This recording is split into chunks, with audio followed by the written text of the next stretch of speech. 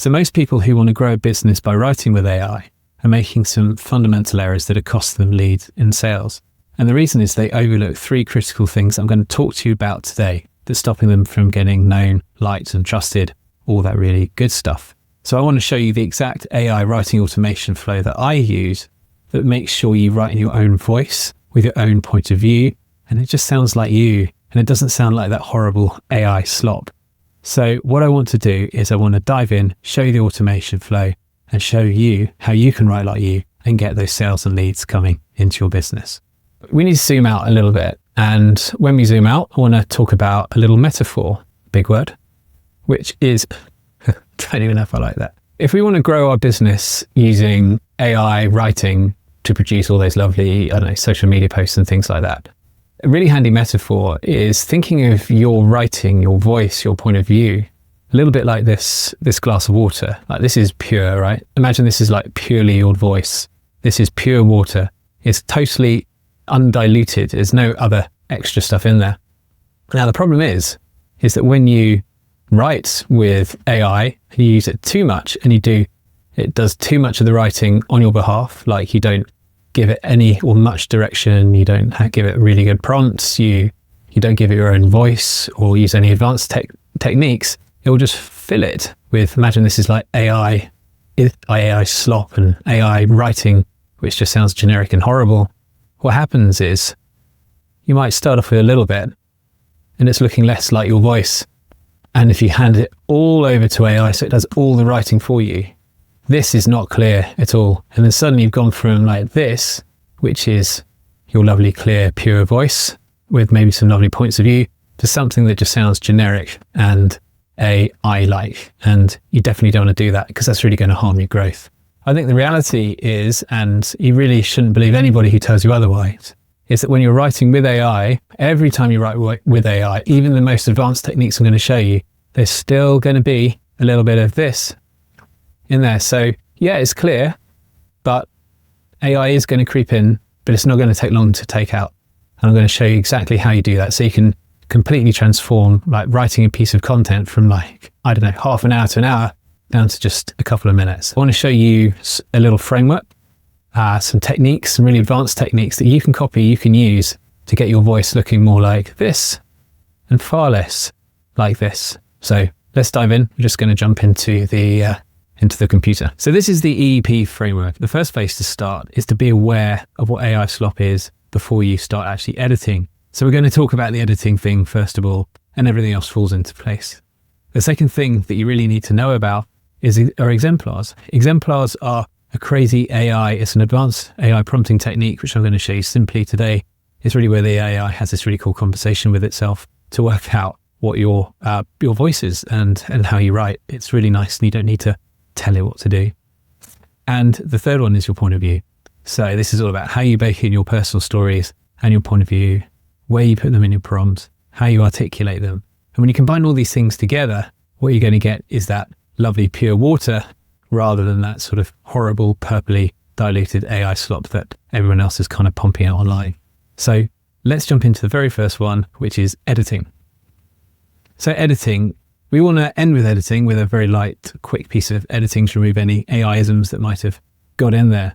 But before we do that, we kind of need to know in advance, what the hell does AI slop really look like? And there are some nuances. You might have heard some things online, but I've got a few extra in here that you should really pay attention to. Can be quite hard to spot.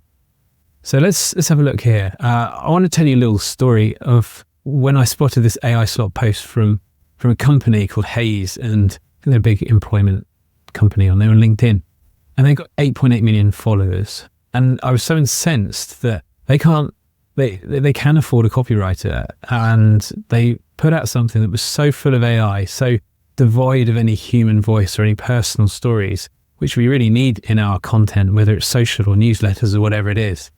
And they're just so lazy. And I was so angry that I put up if you're going to write a post about AI humans, which was the topic, the irony, please try to make it sound like a human and edit your AI version. The telltale signs of AI, right, are 3-part lists. Let's be clear. It's not this, but that. The question is an X, it's Y. You are a big company with 8 million followers, so surely you have a copywriter who can do this for you. not all of us can afford a copywriter, which is why techniques that I'm showing you today are so important. So this was the post. And before I go into the real specifics of the different categories of AI-isms, I just want to break down a couple of examples that I've seen that I can take you through. So here's one. Let's be clear. When would you ever say, let's be clear to someone, right? When would you ever say that? Let's be clear. Let's be clear. AI isn't coming. It's already here. And it's changing the word of work. Word of work. Can't even spell check. It's rewriting job descriptions, right? Here's a nuanced one. Ing. You're going to see a lot of ings. It's rewriting job descriptions. It's reshaping industries. It's redefining what it means. Oh, they just love an ing.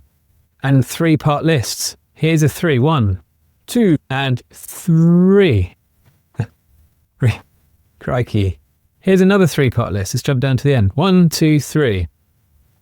For job seekers, especially those in their careers, the question isn't whether AI will affect your future. It's how you will stand out in the age of AI. I'm not sure that's a question either. I mean, maybe it is.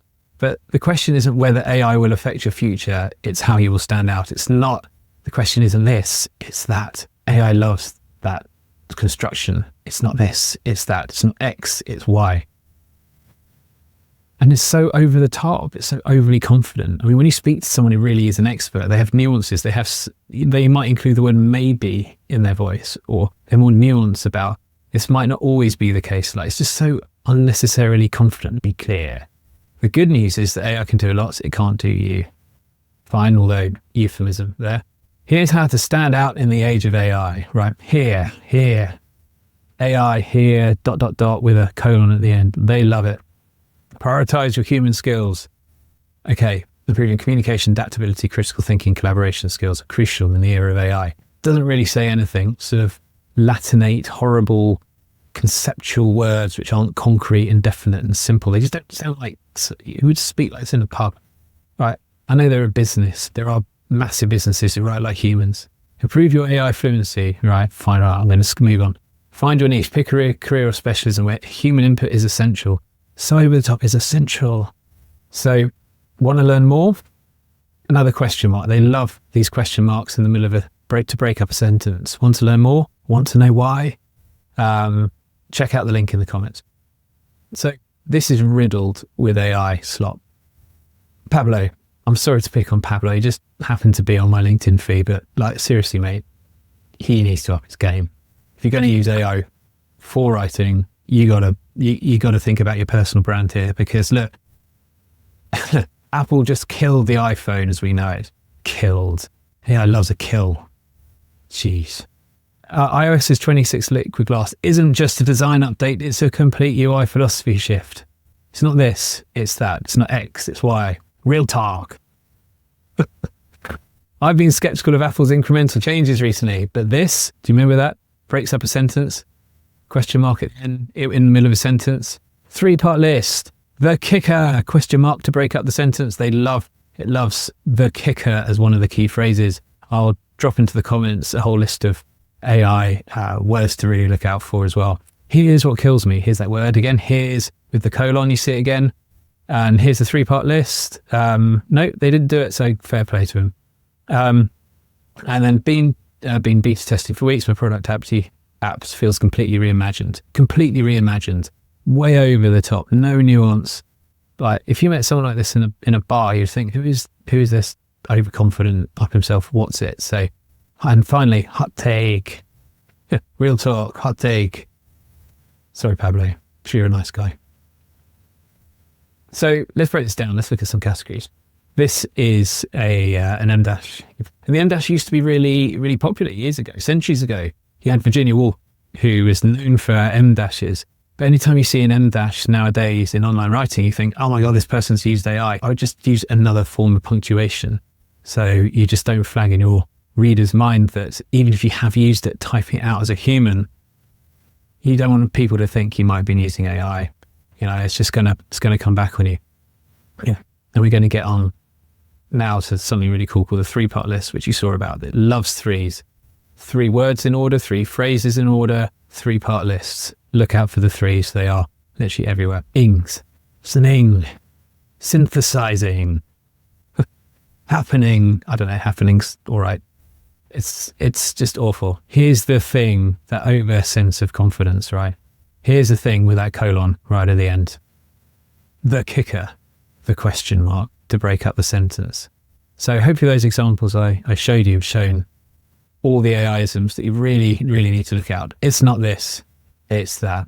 So our challenge is to try and get these horrible AI phrases out and not sound like these guys here. And the way we can do that is by looking at the next thing, which are exemplars. And it's an amazing prompting technique. And let's dive in. So I want to talk about exemplars. Exemplars are possibly one of the most overused ways of actually prompting for amazing AI generated copy that makes it sound like you. It's an advanced prompting technique, but it doesn't need to be difficult. And I really want to show you this because this was introduced to me by an amazing AI writer called Rob Lennon. And I want to show you exactly the under the hood secrets about how to do it. It's an advanced prompting technique that takes us away from this sort of beginner level stuff that you see probably a lot online about how to construct a prompt, especially when writing, say you want to write a LinkedIn post or a newsletter. So you can see here that a standard way of doing it is defining your role, the persona, who you are, like an expert newsletter writer.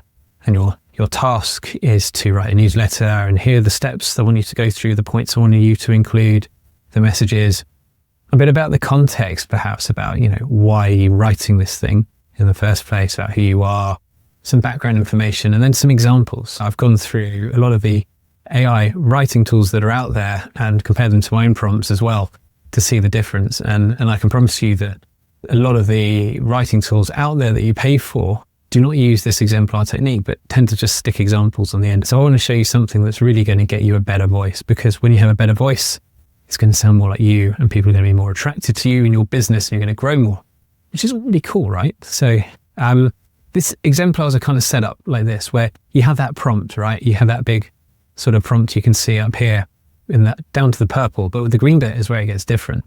So what happens here is the really cool jazzy thing. The way that AI exemplars work, and in this sense, is where you have the input and an output pair. What the hell does that mean? It's not difficult. What you do it is you show it your outline or your notes from how you might have written the newsletter, which is the input, and then you show it what happened the other side, the output. So what did I put in? And what did I get out? And this bit sort of in between, or rather in between on here, the AI goes crazy and it sort of thinks for itself, like, how did this person get from over here to producing this over here? And it kind of works it out, which is awesome. And you give it another example. So this is the outline or the notes I used, and this is what I got out the other side. And this bit in the middle, the AI goes, oh, this is how they got from here to here, right? And it has this sort of chat to each other, which is pretty cool, right? You don't need to tell it. It works it out for itself. And you do it again and again. And you have to use the same writer really with this, and the same length of content, because otherwise it gets a bit confused. But if you choose, say, someone like the same author, the same writer, then they're going to work out the pattern matching about the voice and how you articulate and write your sentences. And this is going to nudge out all that sort of AI stuff. And I'm going to show you an example about how we do that. This is Erica Schneider, and for me, she's the best writer voice on LinkedIn at the moment. And I'd really like to show you an example of a LinkedIn way of trying to emulate Erica's voice. Say you don't like your own voice. You could always take your own posts if you do like your own voice, but I really like Erica's, so this is really nice. So what you do is you take one of Erica's lovely high-performing posts and you would copy that. And then you would ask ChatGPT, how did Erica write this post? And I've got one of these examples I prepared earlier. So this is from an Erica post down here. And I have my prompt right at the top here. It's a long prompt. We can talk about this another day. I don't have time in this video, annoyingly. So what I did was ask ChatGPT, what was the hook? What was the angle? What was the audience? What was the desired outcome? What were the key points?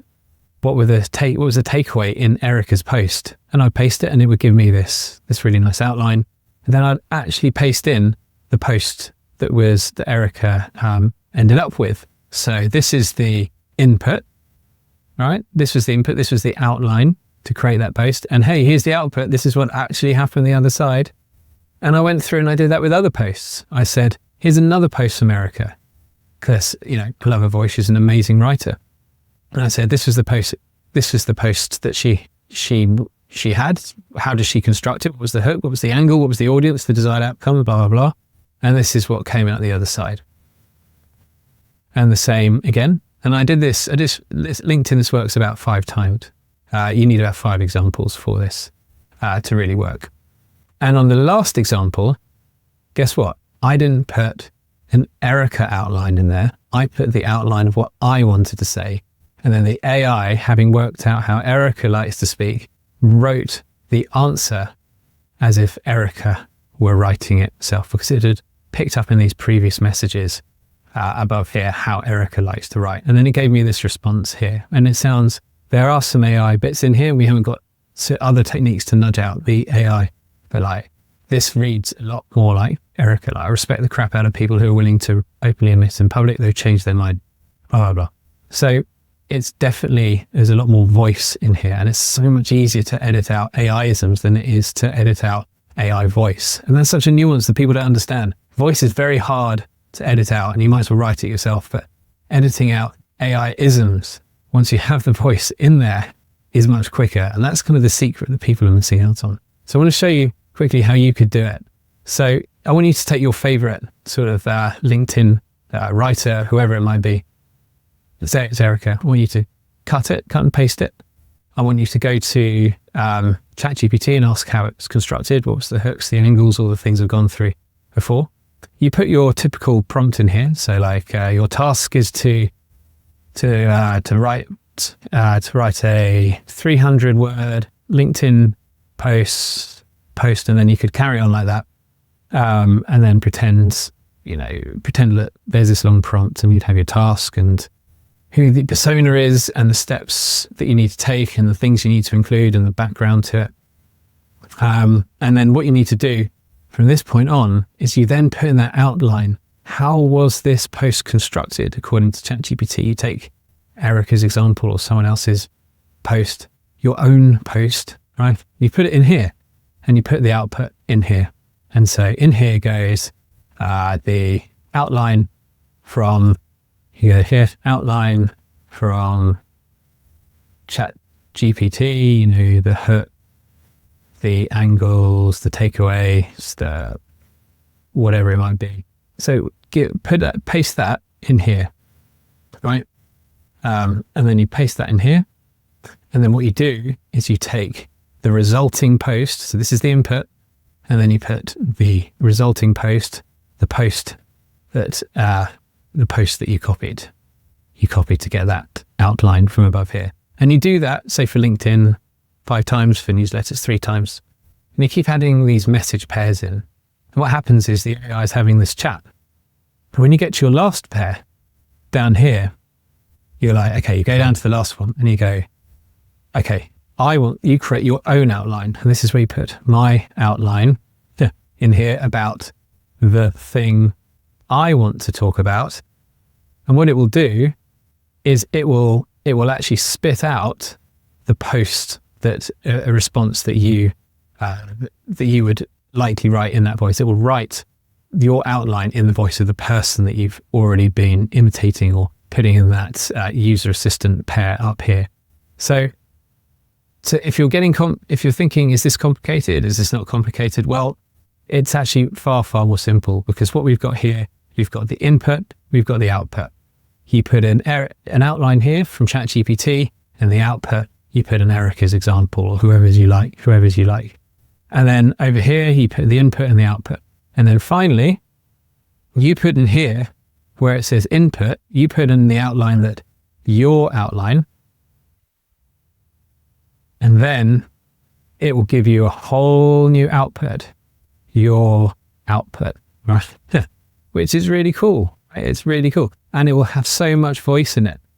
If you choose someone who has a bland voice, and I hate to say if you had a bland voice when writing, then it's probably going to be, the AI is going to fill it in with its own stuff. But choose someone with a strong voice, right? A strong newsletter voice or LinkedIn voice or whatever it is you're trying to do. And then that voice is going to shine through because the AI is going to see the patterns emerging. The problem is if you choose someone who has a voice that is already AI generated, if you're trying to copy their AI generated copy, it's just going to be AI feeding AI, and that's just weird. You want someone with a real human voice to come in here. So those are exemplars, and there's a way you can automate this as well. I automate it in Airtable and Make, and you can create your own little agents through this as well. This is a video for another day, but this is a crazy way you can create a LinkedIn post where you can get it to write this little bubble down here, your LinkedIn post, and it draws from up here all the, these are where your exemplars are, and it's just automated and runs in the background. That's something I can do. If you want me to do this for you, set it up in the background so you don't have to worry about the technicality of it, to write your own invoice, let me know. I think there's a book a call option in the description and the links. So let me know. Okay, so those are exemplars. So exemplars will take you a long way to create a voice. And that's great. That's going to make your water less coloured with that sort of horrible, sort of purpley AI slop dye. There is a final one that I really want to talk about that other people don't use, and that is baking in your point of view. So let's look at that next. Okay, so the third way to get rid of that AI slop and to get that lovely, pure, watery, clear brand voice and everything else that you really want to need, and nudge out all those horrible AIisms so people think it's you, want to buy from you, and they like you, they know, like, and trust you, is to get your point of view in. And this is the last of the three of the framework that we were talking about, the EAP framework. And this is essentially like a loose overview of how we can do this. So far you have a prompt, a nicely well-structured prompt. We can go into prompting in another day. I just don't have time in this video to do it. It's already detailed enough. You've seen this sort of input-output pair thing. You put this in, the AI works it out, and you give it some examples, and finally you put your original outline, your new outline in, and then it kind of remembers how you got to that answer, and then gives you your new output, which is your content, your AI content with tons of voice in. But it's not the complete answer that we need. We actually need more in there to try and sort of nudge out that horrible AI slop as best we can, and to really get and preserve that voice in there so we don't sound like Hayes and their 8.8 million followers. So we have these personal stories and points of view. And what's really important is when you're writing your content to include those personal stories that you might have had, those anecdotes, because it makes it seem like a human's writing it, for starters. And that makes social content in particular really stand out. And then points of view, because AI does not like a point of view. It doesn't like to commit. It doesn't like to sound bold. And if you remember that Erica example, I chose Erica Schneider from LinkedIn because she is bold, and her boldness nudges out a lot of that AI desire to be balanced and fair. We don't want balanced and fair with LinkedIn posts, for example. You want a strong point of view, because strong points of view drives leadership. It gets you known, liked, and trusted, and it gets you bought, and more leads come in because that you stand for something. It's like classic branding, really. So what I want to do now is I just kind of want to take you through about how do you get in those personal stories and that point of view. What you're looking at now is my content writing system here that I use to create a first draft of my LinkedIn and newsletters. And what you can see here is, okay, I have my inspiration, where I get my inspiration from, and I get some ideas about what I can write for. And here's one about the AI jobs apocalypse here. And this is the point when you are before the thing actually writes, before the machine, the LLM, the AI actually writes anything. Okay, it's what you want to do is you want to bake in your take, your point of view, and your personal stories. So do you remember that outline here? I already have the outline baked here. So it's automated. I can show you how to do this again. Just let me know so you don't have to do all that manual stuff I showed you. It can be really simple. But what you can do here is you can actually bake in your take, bake your take, something like that.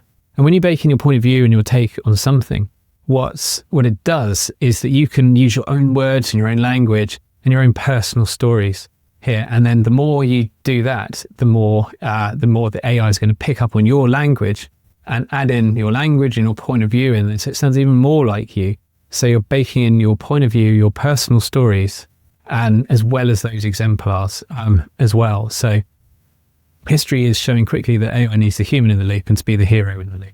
fact, we're realizing the human advantage with AI means working with machines and left behind like a dinosaur. The recipe is human for input, AI for efficiency, human for judgment. So that's what I put in there. Another example I would have had is this here, where I put in my personal take down here. This is about the fear of sharing unpolished ideas online, and that's why it's so dangerous to not do it. I put in my point of view down here. I really hated and still feel uncomfortable about posting online. Personal story is to embrace the fear of sounding like a doofus and actually writing is 3 to 4 LinkedIn posts a week. That doesn't even quite make sense if you read about it, but the AI is quite good at making sense, even if you're in a rush like I clearly was here. There are lots of ideas we all have, and the value of original insights diminishing. Just look to your LinkedIn feed to see that. So that was my take on it. And so I just click ghostwrite this post or ghostwrite a newsletter. And then what I've got is I've got these automations in the background that fire. And this is a video for another day about how to put this together. Obviously, I put this together for people as well. And then what it does is it writes it in the background using these bubbles around here. And it's pretty cool. It's pretty cool. But that's what it does. And it puts it all together. And I'll show you actually the prompt that writes it down here. Is that big prompt you saw on the other screen. It's all written down here. The AI chat is happening down here. And right at the end is my take, my point of view. So this point of view is even baked into an automation. You can automate your point of view, which I think is pretty amazing as well. But you don't need to worry about that if you're not techie. All you need to worry about is you can end up with a system like this where you press the go button, write this post as a LinkedIn post or a newsletter, and it can just kind of end up as a draft. You can schedule your content if you want. I don't recommend scheduling content. Incidentally, I think you should just post it live. It shows you there in the moment and present on LinkedIn if LinkedIn's your thing. So that's what voice does. And to give some evidence about why this is a superior way, I've done this massive, I call it the big AI writing experiment, where I used my prompting techniques and pitted them against the other copywriting tools out there that you can pay for, like Jasper being the biggest one. And then I broke down my prompt, and then I thought, what if I included or excluded like exemplars and took out my take, and there are other elements you can also put in, again, for another video.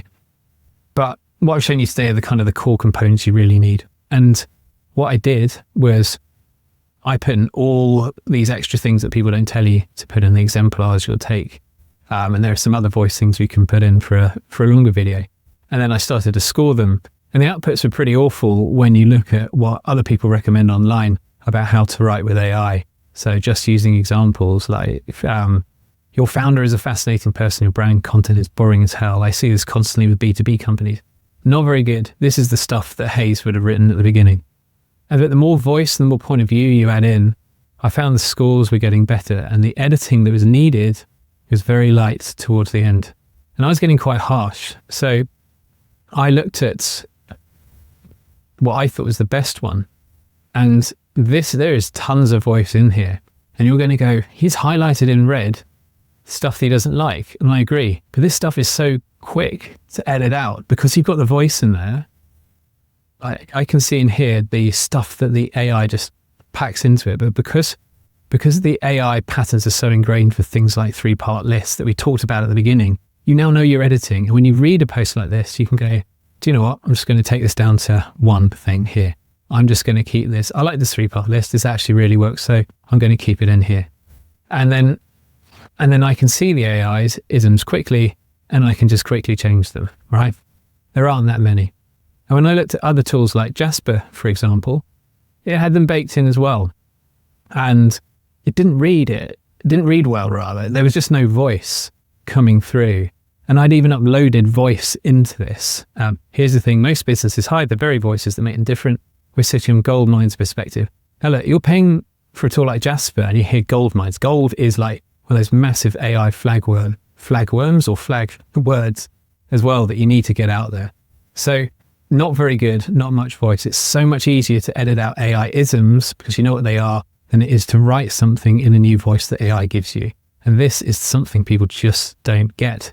And this is why I truly recommend you paying attention as best you can. We'll take you on board what I've said today. So you now have a way to use AI content to grow your business using the EAT framework. You know about exemplars, which are really cool. You know about how to cram in your personal stories and your point of view. And you know those horrible AI expressions that you can edit with. And it doesn't take long to remove those AI isms from your content, which I think is really smart, because you don't want to try and add in your voice once the AI has written some content for you. That's really hard, and you might as well write it yourself.